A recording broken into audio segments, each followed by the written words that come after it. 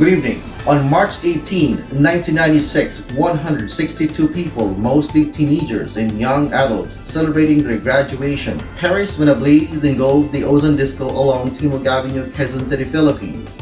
Almost 100 others were injured, many of them suffering second and third degree burns all over their body, including one of the survivors, Junie Malyari. Here's the report.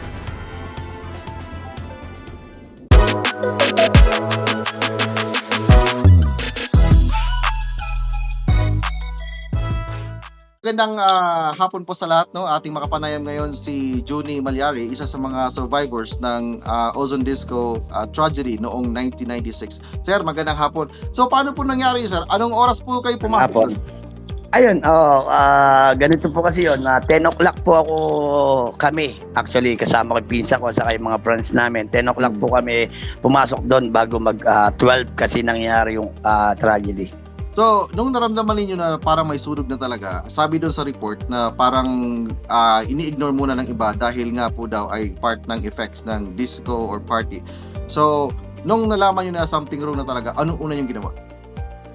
Ayun, noong time na yon talagang naramdam namin na meron ng spark dito sa ceiling, no? Yes. Noong time nung nag-spark yon, ayun, ang bilis kumalat po nung apoy. So ako that time nandun ako sa ledge, no? Ito yung DJ booth, ito yung apoy, ito yung ledge. Nandito po ako ganun kalapit. So pag nung nakita ko yung mga tao, parang umaatras sa ganun. Pala may mga nakikita na sila. Pagtingin namin ganyan nakalaki yung apoy. Kaya na halos malaki-laki na. So biglang dumikit na yan sa ceiling kasi yung sa ceiling nila, tas may mga korti-kortina sila ron. Doon dumikit kaya biglang lumaki yung apoy po. So yun, nagpanik na po kagad kami lahat. Halos kahit naman po ako nagpanik na kasi syempre first time natin makakita ng ganon, tapos hindi namin alam yung gagawin namin dahil mga kabataan po kami. That time nasa around 16 or 17 years old lang po ako noon. So, ano yung naririnig mo ng mga sigaw, boses ng mga tao doon sa loob? Kasi alam ko medyo wala ng ilaw. Yes, po. Noong time na nawalan na ng ilaw, apoy na lang po yung talagang nagiging liwanag namin. Doon ka makakarinig na, Lord, Papa, Mama, tulungan niyo po kami. Ganun, talagang umiiyak na kami last moment na yon. Hanggang sa lahat kami yumuko na, merong sumigaw, apoy, magsiyuko na kayo. Doon na kami humingi ng, parang ang sinasabi ko na lang po lagi, ito po ang isa sa natandaan ko, Lord, kayo na pong bahala sa akin, sabay yuko. Wow. Nung pagyuko ko po, mga ilang minuto, biglang gumagalaw na ako, pero nasunog na po kami, gumano na po yung apoy. Kaya yan, nawalan po ako ng tenga, yan, lahat yan, pati ito. Tapos yung makita niyo, parang mag-assistant ako. Hindi ko ma-imagine kung gaano kasakit yung naranasan mo physically, ha? Kasi kaya nga, for example nga, mapasok tayo sa sigarilyo, di ba? Yes, opo. Actually, nung time po nung nasunog kami, yan pong electric fan or yung hangin man lang sa labas, napakasakit po niyan. Sobrang sakit po talaga niyan. Tapos nanginginig po kayo dyan, mag-chill kayo talaga. So, sir, ganun po yung nangyari sa akin. Wow. Yung pintuan daw, sabi dun sa balita, investigation na ang pagbukas ay paloob. So kaya siguro dahil marami na strap doon sa gitna o sa mismong tama po kayo, opo. Floor. Yes, kaya nag-collapse yung floor dahil ayun yung ceiling kasi dahil nasunog na yung buong ceiling. So bumagsak na siya ngayon. So marami rin na tamaan doon at the same time patong-patong na yung mga tao doon sa may pinto. Ang swerte ko po, naihugot ko pa yung kung mapapansin niyo po yung pinto, kasya yung isang tao. Yes. Na nakabukas. Isa po ako sa umatak niyan. Kasi nakalabas ako patagilid. Oo. Pero so, sunog na ho lahat kami.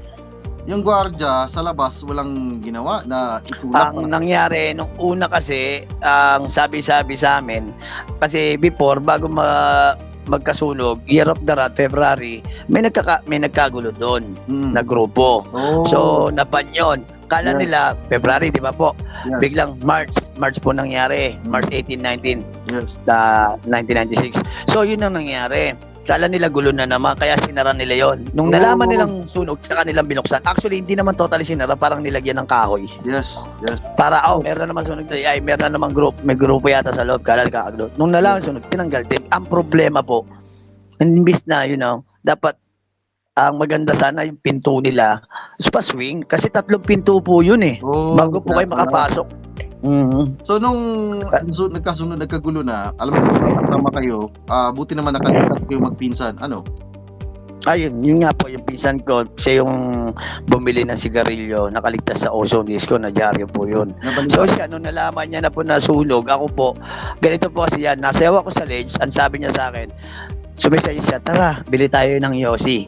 Sabi ko, ikaw ba naman, Yossi lang magpapasama ka pa, parang ganun sa amin. Kasi syempre, hindi naman namin alam na magkakasunog eh. Opo. Pero kung alam ba namin yun, palagay mo, sasama na ako, di Siyempre, ba? oo. So ngayon, nung nasa labas siya, after mga 5 minutes, sabi niya sa akin, pag bili niya ng Yossi, nag-Yossi siya ron, pagpasok niya, ayan na, meron na tumatakbong isang babae, may sunog sa loob, may sunog sa loob. Buti nakilala ka pa nung pinsan mo kasi siyempre. Yes, oo. Tapos nung papasok na, ayan na, nagdami nagtatakbuhan. Ito na ngayon, ito na, malaki na yung apoy, hindi na sila makapasok. Hanggang sa nag-aantayan na lang kami sa labas. Ang maganda pa nun, buti na lang po, nagpalit po kami ng pantalon. Kaya nung paglabas ko, nung nakalabas po ako sa awa ng Panginoon, kasi nga sabi ko, okay na pumbala sa akin. Kung saan na pala ako gumaganon, kasi madilim na eh, kumakapa ka na lang. Oo. Hanggang makarating ka sa labasan ng 3 pinto, saka pala mapumunta ng highway. Nagkita kami sa circle. Oo.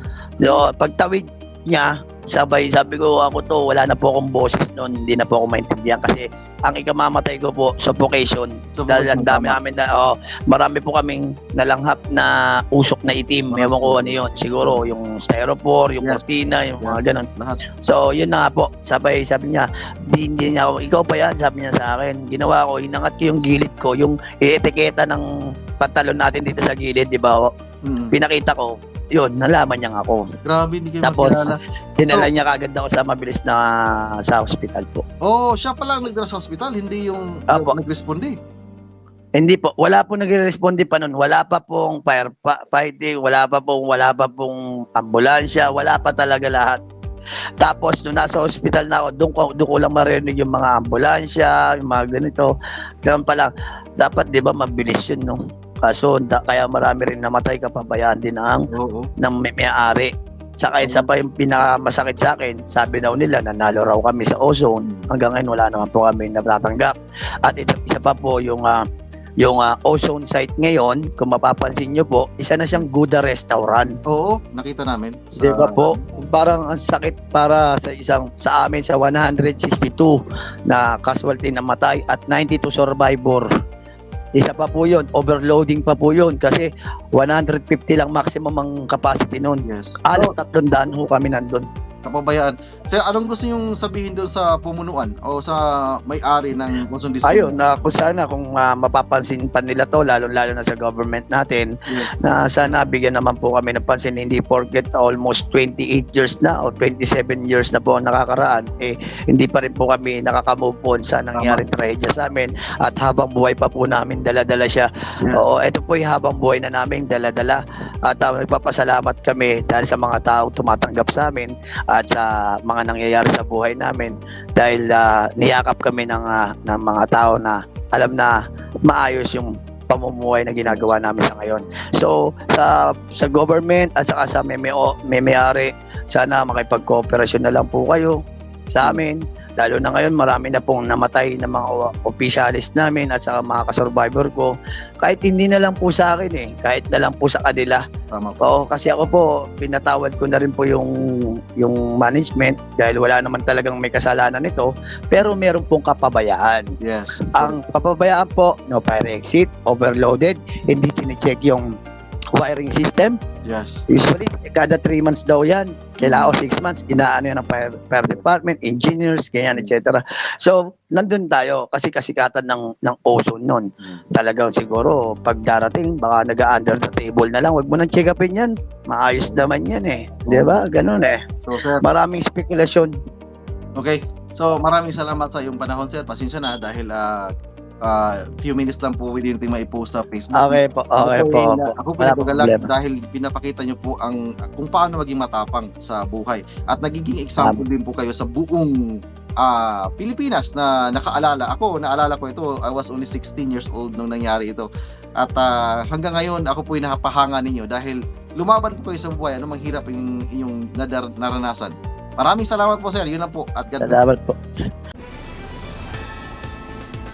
A week before the 19th anniversary of the tragedy, the Ozone Disco building was demolished, residents near the area said. But Malyari and the 92 survivors, some of whom have already died. The memories, the physical and emotional pains that took years to heal will always be remembered. Thank you for watching. Good night.